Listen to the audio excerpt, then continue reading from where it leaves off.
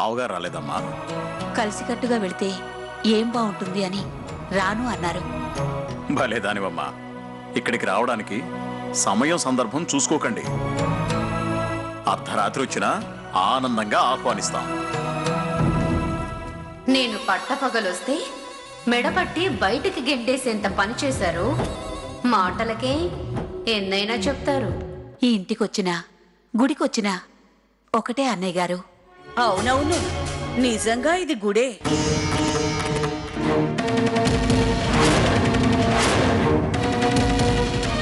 హోమాలు అర్చనలు నిత్యం జరుగుతూనే ఉంటాయి.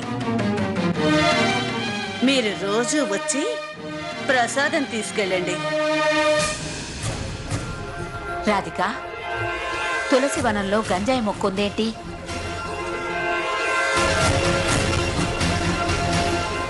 నీళ్లు పోస్తే కన్నీళ్లు తెప్పిస్తుంది. జాగ్రత్తమ్మా. అమ్మా, పాత సామెత నిజం చేస్తున్నావు. అమ్మ పెట్టదు, అడుక్కు తిననివ్వదు అని మీరెట్టు నన్ను గెంటేశారు. ఎంతో మంచి మనసుతో అత్తయ్య మావయ్యలు నన్ను ఆదరిస్తుంటే నీ కళ్ళు కుట్టి కూతుర్ని అన్న కనికరం కూడా లేకుండా నాకు నిలువ నీడ లేకుండా చేద్దామనుకుంటున్నావా? నేను నీ కూతుర్ని కాదు, నువ్వు నా తల్లివి కాదు.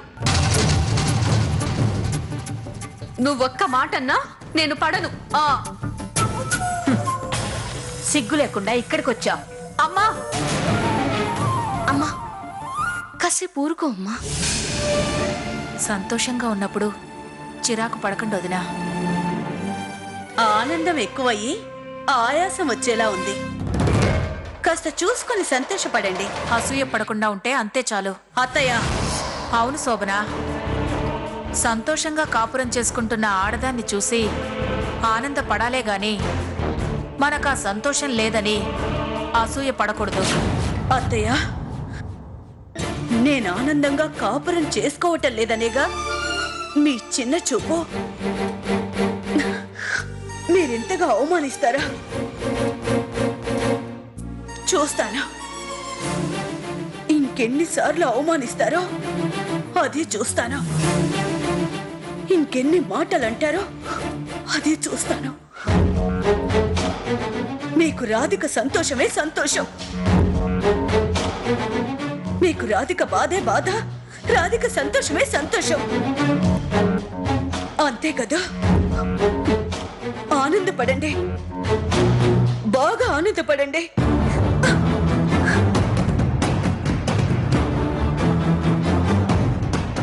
శోభనక్క, మాయ గారు, శోభనక్కని ఓదార్చేస్తాను.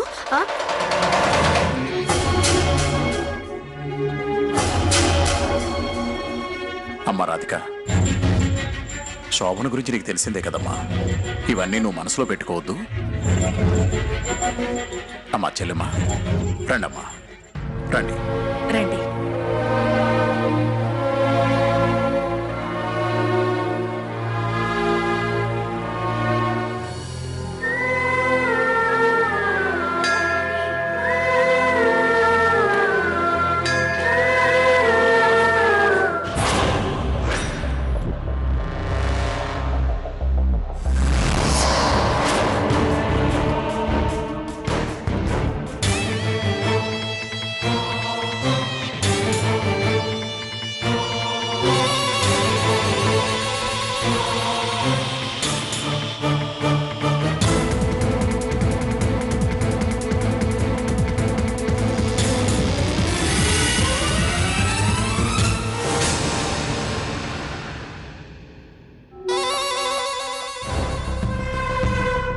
అక్క, ఈ తిరగడం ఏదో గుళ్ళు గోపురాల చుట్టూ తిరుగుంటే నీ సుడి తిరిగి కడుపులో ఒక కాయ పడేదేమో.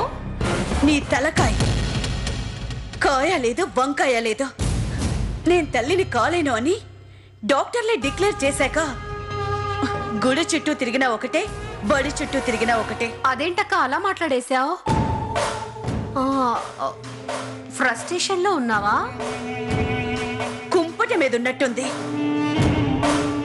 నన్ను గొడ్రాలు అంటారా వాళ్ళు? అంటారక్క, అంటూనే ఉంటారు. వాళ్ళు మాట్లాడే ప్రతి మాట నన్ను సూదుల్లో పొడుస్తున్నాయి. పొద్దు పొడిస్తే వీళ్ళ సంతోషం చూడలేక నా రోజులు గడుస్తున్నాయి. ఇప్పుడు వాళ్ళ కాళ్ళు నేల మీద లేవక్క. వంశ వారసుని చిన్న కోడలే ఇస్తుందని వాళ్ళందరూ మేఘాల్లో తేలిపోతున్నారు.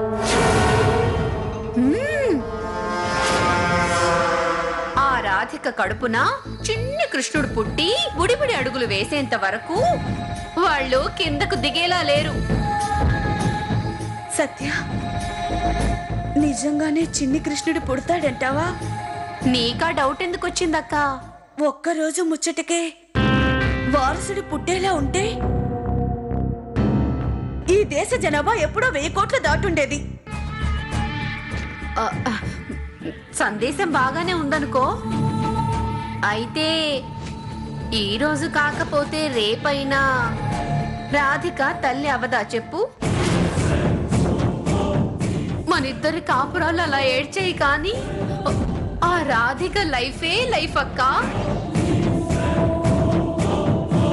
కోరింది కాదనకుండా ఇచ్చే భర్త, ఇంకా ఏమేం కావాలో కోరుకో అని చెప్పే అత్త మామలు. వారేవా, పుడితే అలా పుట్టాలక్క. అడుగు పెడితే ఇలాంటి ఇంట్లోనే కోడలిగా అడుగు పెట్టాలి.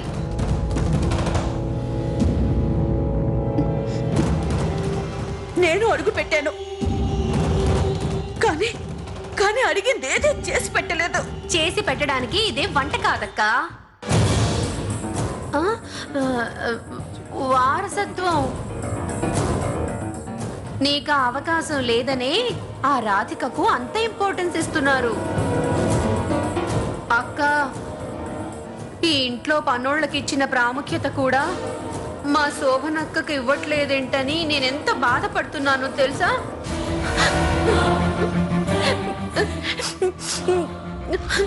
పైకి ఏడడం లేదు గాని లోపల నా గుండె రోదిస్తూనే ఉందక్క.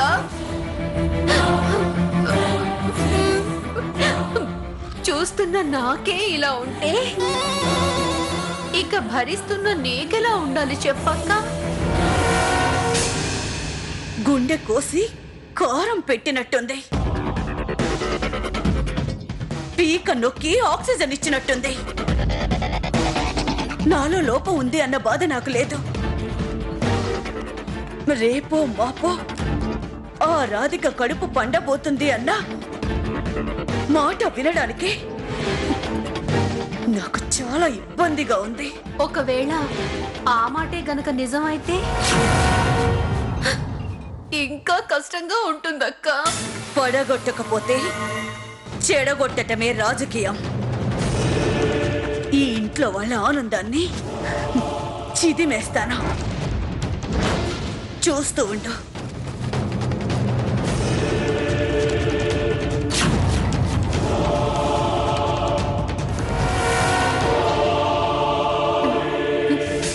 గల్ల తేలినట్టుందే, గుండె జారినట్టుందే, తేనె పొట్టు మీద రాయి పెట్టి కొట్టినట్టుందే.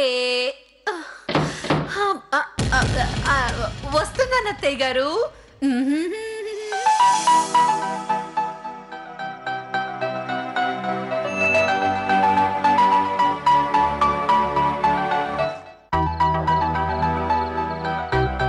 తీసుకోమ్మా. ఏంటత్తయ్య ఇది? ఈ ఇంటి గౌరవ బాధ్యత నీ చేతికి అప్పగిస్తున్నాను. తాళాలు రాధిక చేతికిచ్చింది అంటే శోభనక్కకి మొండి చేయి ఇచ్చినట్టేనా? శోభనక్క, నీ పని అయిపోయిందే.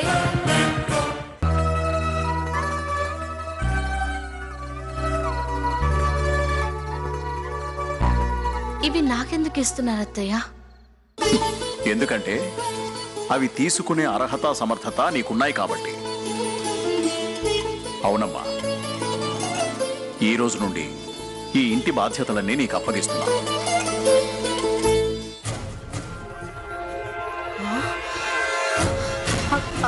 అక్క, అక్క, శోభనక్క, అన్యాయం జరిగిపోతుంది. రా అక్క, శోభనక్క. అక్క వచ్చావా? రా అక్క.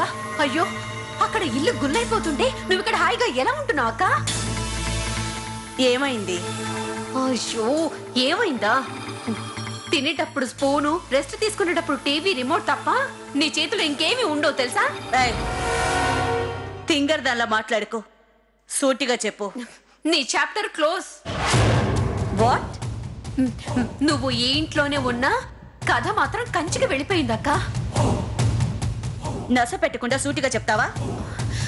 నీ ఐస్ తో ఆ సీన్ చూస్తే నీ ఫేస్ ఎలా మారుతుందో నా ఐస్ తో చూస్తానక్క.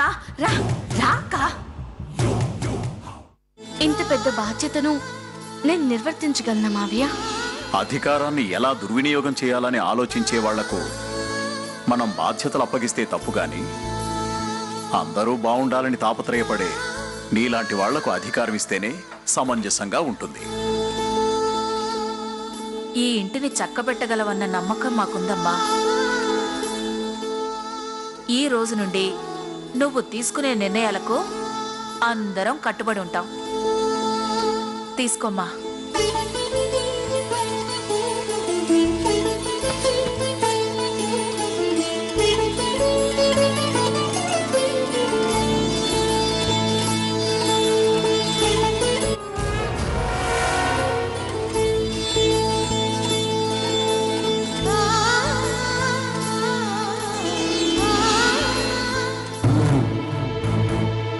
అక్క ఏంటక్క ఇది? అక్క అక్క చూసా. అయ్యో అమ్మా, ఇది తాళాల గుత్తి కాదు, నా చెయ్యక్క. అయ్యో అక్క, అమ్మా. అమ్మా. అబ్బా. తీసుకోరాదిగా. వాళ్ళ మనసులో ఇంత మంచి స్థానం ఉంది కాబట్టి అది నీకు అప్పగిస్తున్నారు. ఆ గౌరవాన్ని కాపాడాలి అంటే నువ్వు వాటిని తీసుకోవాలి. చిన్న కోడలుగా ఈ ఇంటి పేరు ప్రతిష్టల్ని ఇంకా పెంచాలి. ఇది బాధ్యత అనుకోకమ్మా, అదృష్టంగా భావించు.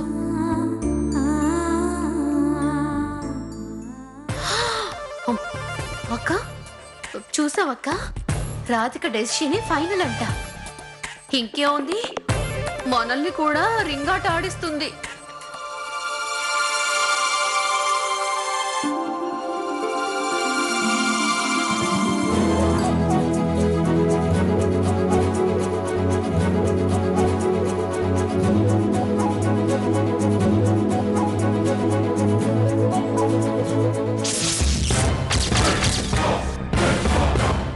అక్క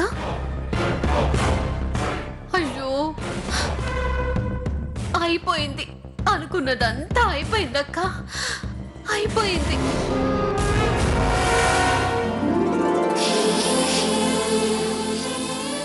నమస్తే సార్. నమస్కారం సార్. నమస్కారం. మీరు ఈ ఫైల్ మీద సంతకం చేయాలి సార్. అమ్మ రాధిక, ఇతను శేఖర్, మన జమా ఖర్చులు లెక్కలన్నీ చూస్తాడు. ఇతను కోటేశ్వరరావు, మన పొలాలు తోటలు అన్ని మేనేజ్ చేస్తుంటాడు. చూడండి, ఇక మీద నేను సైన్ చేయను. ఈ రోజు నుండి ఫైల్ మీదైనా చెక్ మీదైనా మా చిన్న కోడలు రాధిక సైన్ చేస్తుంది. మా చిన్న కోడలు రాధిక సైన్ చేస్తుంది.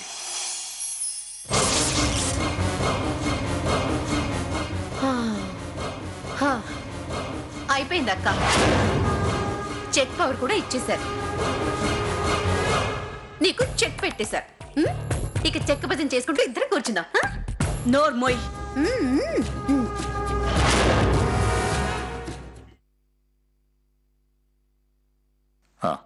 అమ్మా రాధిక, ఈ ఫైల్ మీద సంతకాలు చేయమ్మా.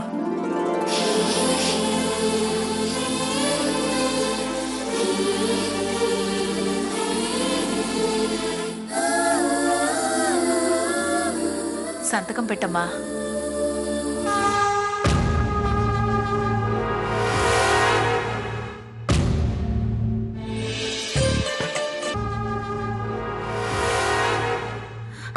అక్క అక్క అసెంబ్లీలో సీఎం సంతకం చేసినట్టు చేసేస్తోంది.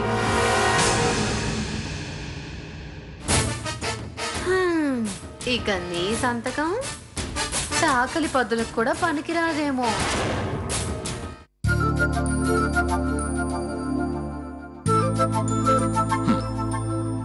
వెళ్ళొస్తాం సార్. అలాగే వస్తాం సార్. మంచిది.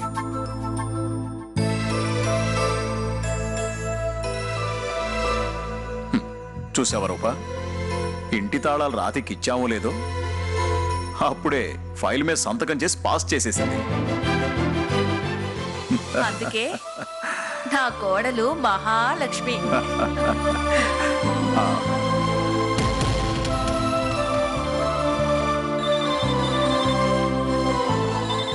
ఒక్క నిమిషం. హలో గోపాలరావు గారు,